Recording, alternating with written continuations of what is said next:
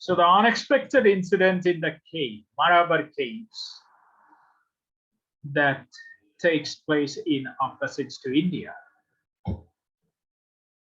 sours the relationship between the Indians and the Anglo-Indians. The Indians tried their best. If you think of Dr. Ajij's sincerity, he attempts his best to bring about a bridge between the Indians and the Anglo-Indians. He tried his best to break the perceptions of the English people about Indians. But unfortunately, he found only quite reversal picture. The reverse of what he wanted to see.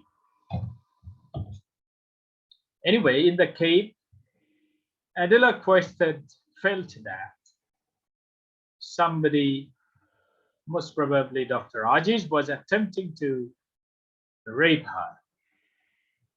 So she rushed out of the cave. She went to Chandrapur police station and she filed up a case against Ajiz.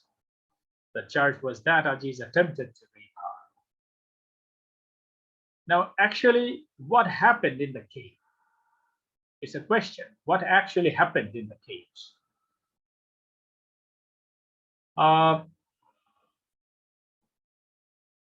What happens in the cave? The question is answered by Adela Quested in the trial scene. In the trial scene, while the English were eagerly waiting to see Ajiz to be punished capitally, that is, he was to receive capital punishment for his audacity against an English lady. So the English or Anglo-Indians were very much enthusiastic regarding their expectation of the capital punishment of Dr. Ajiz. But in the trial scene, in presence of a judge, Indian judge, Adela Quested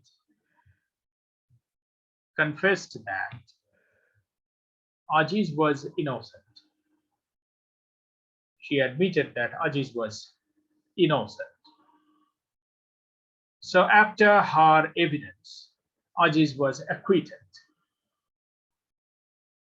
So if you think of Adela Quested's answer to the interrogation of the advocate or pleader in the court, then we can say that nothing happened in the case.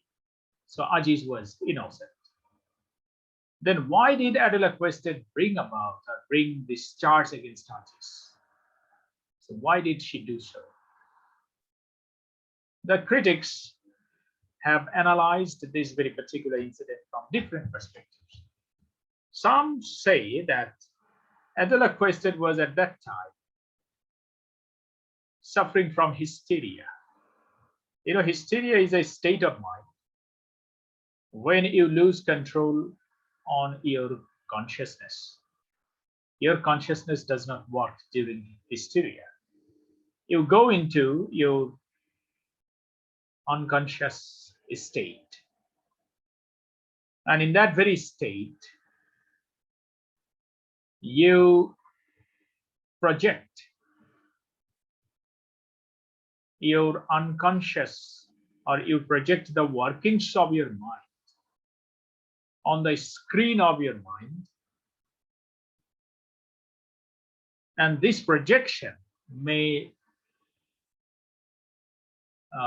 frighten you. Suppose you suspect that a man may be dangerous for you, but the man never showed any posture and gesture on the basis of which you can prove that that very man was planning something ominous against you. But you possess the suspicion in your unconscious that that very man was fearful for you. So if you go into hysteria, you will find that very man. You may find that very man, or you may find in yourself in a precarious situation, and you may find that very man uh, attacking you in that very situation. This is hysteria. So Adela quested, went into hysteria in the cave. So why? Because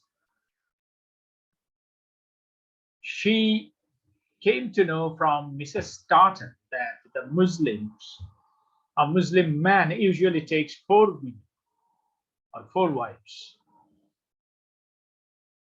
If a Muslim man takes 4 wives, can you call a husband of 4 wives a lover? Love is not possible in such a relationship.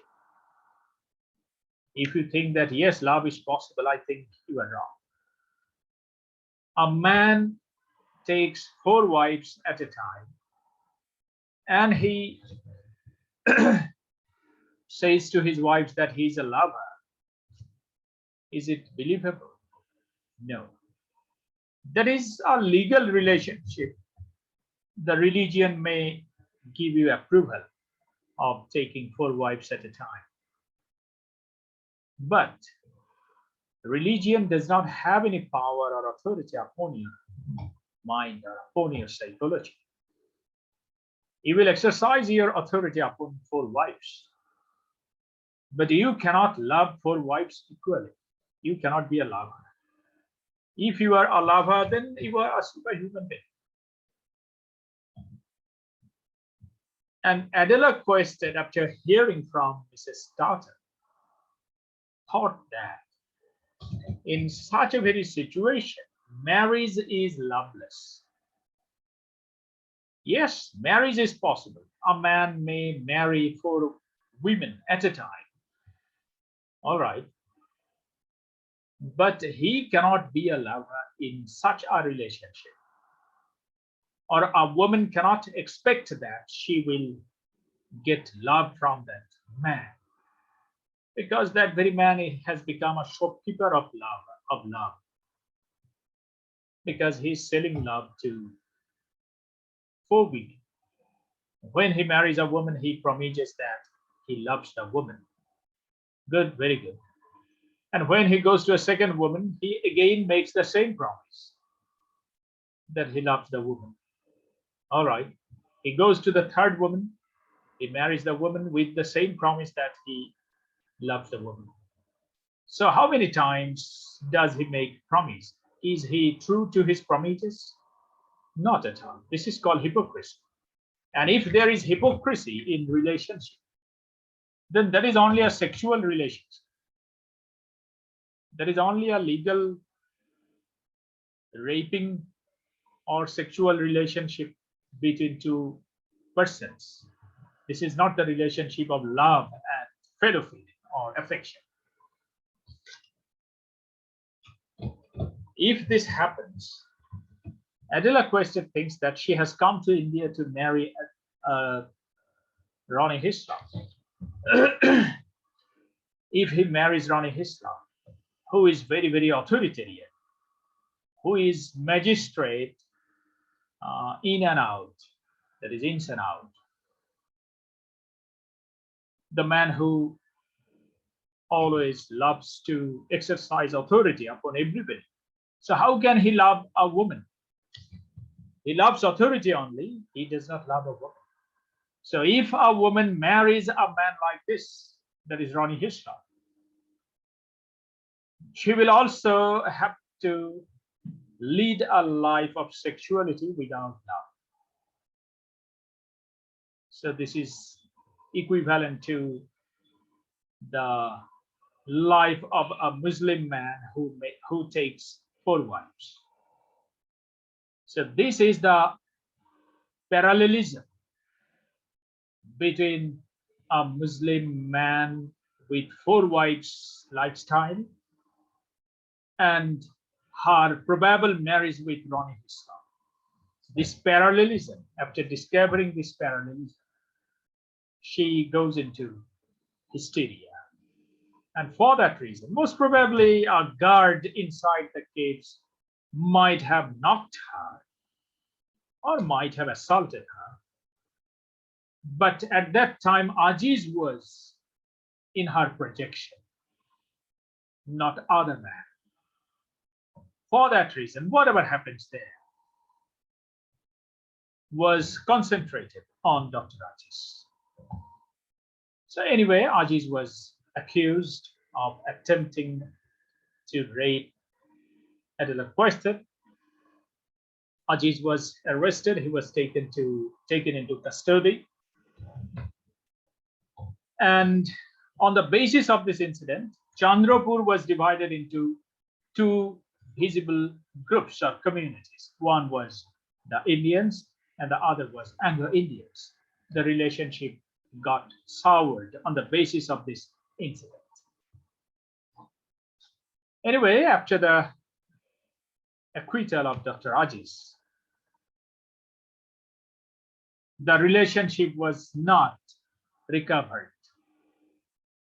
Aziz left Chandrapur. He went to Mao state, MAU, Mao. It's a state of India, and it was not under colonial domination. And you must not think that colonization or British colonialism captured whole India. 86% of India was under the British colonization. All right, 86%. Another 14% was free. Suppose Rajputs in Rajasthan. You know, Rajasthan is one of the biggest states of India. Rajasthan. It is one of the biggest states of India. And Rajputs in Maharashtra, Marathi, there were some Marathi rulers who were invincible. They were never defeated by the British colonizers. So some parts of India were still free. So Aziz went to one of the free states, Mao state. And he went there and started a charitable clinic. And they started living there. And Adela Quester was not accommodated by the Indians, Anglo-Indians, because they thought that Adela Quester might have punished Dr. Aziz, but she did not do that. So she was not accommodated by the Anglo-Indians. She also left India. And Fielding, who was Aziz's friend, also left India. But after a few years, Mr. Fielding came back. And in search of Aziz, he went to Mao state. And Aziz showed a kind of indifference to Fielding because Aziz thought that Fielding married Adela Quester. Actually, he was not right. He assumed that Fielding married Adela Quester. But in course of conversation, he came to know that Aziz married Mrs. Moore's daughter, Stella. And then Aziz became happy because Aziz was very much respectful towards Mrs. Moore. And Mrs. Moore was very much affectionate to Dr. Aziz. And Mrs. Moore died while she was living in India. Before the trial of Dr. Aziz, she was sent back to England.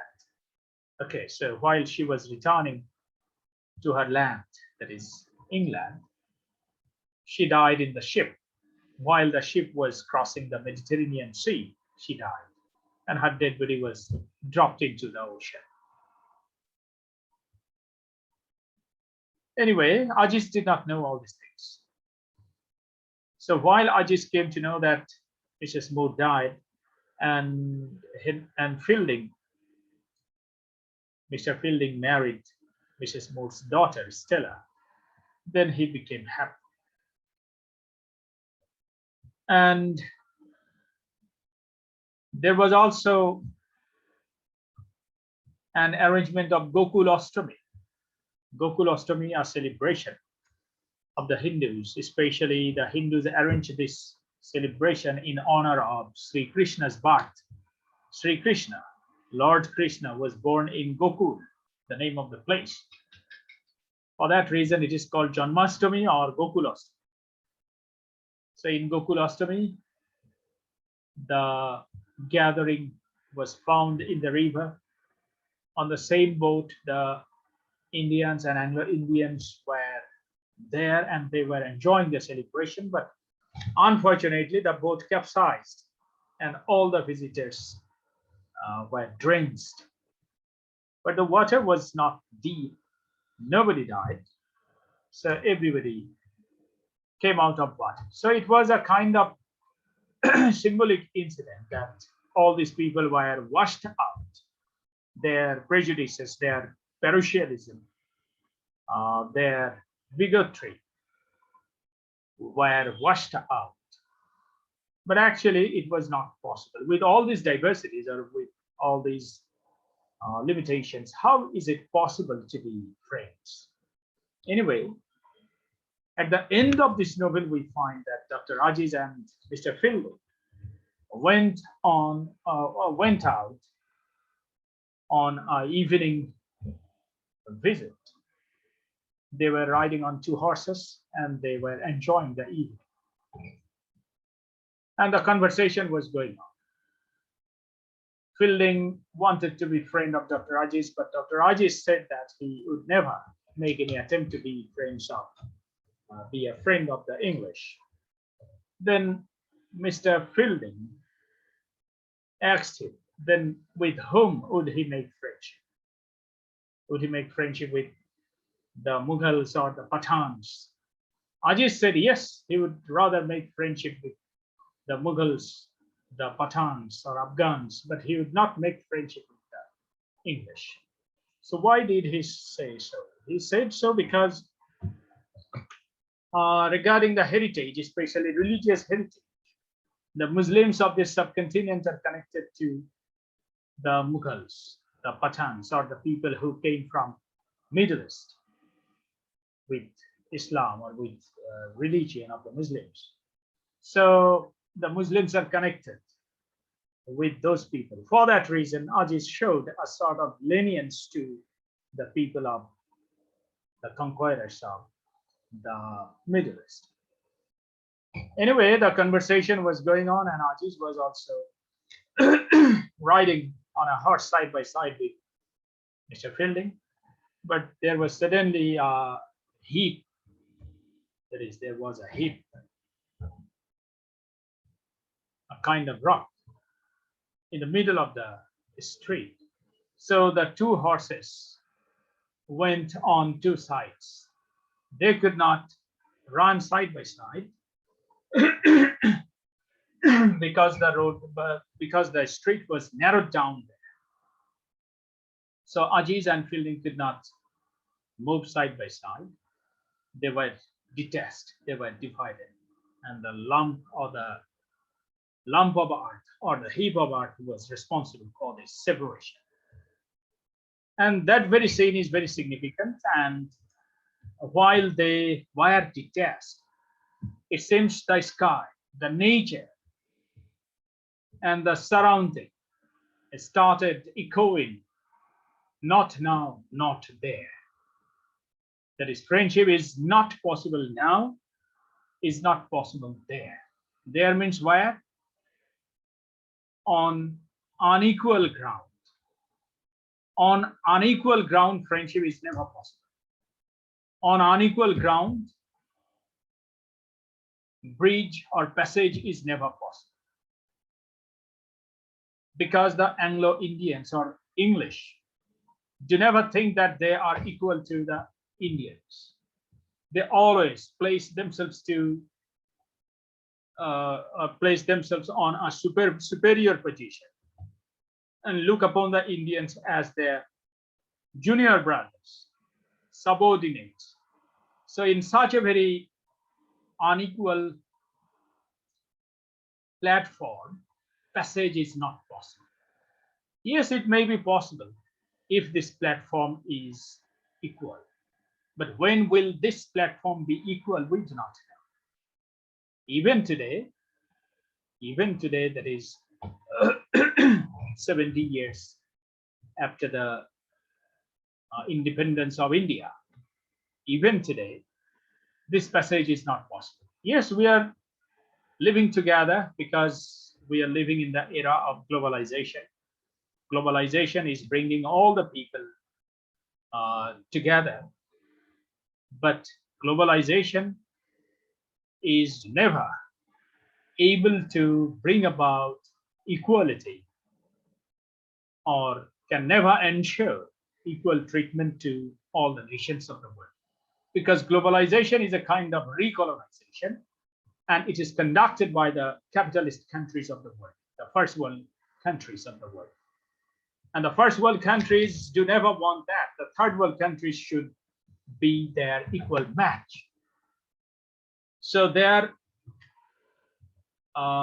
amalgamating this term, globalization. They are advocating this very term, globalization, with a hypocritical purpose. The purpose of exploitation, the purpose of borderless market. So why do they want borderless market? They want borderless market because they want to exploit the third world countries even after their independence, even after decolonization. Okay, this is a project of recolonization. So passage is not possible. Yes, we are living together. Suppose we are neighbors, but we are not brothers. What do we see in our society? We are living together. We are neighbors, but we are not brothers. This is globalization. The countries are like neighbors, but they are not brothers, because brotherhood requires equality. Brotherhood requires equal inheritance. My brother inherits my father's property equal to me. But do the first world countries want that? The third world countries should enjoy the equal rights and equal facilities and equal amenities? Never. They do never want this. So how is it possible to bring about a bridge between the first world countries and the third world countries? Even the coinage, the third world countries. This coinage is also invented by the first world countries. Why? By branding with this coinage, they are still exercising superior position. This is called linguistic politics. They have divided us linguistically, economically, and in every other aspect of the society.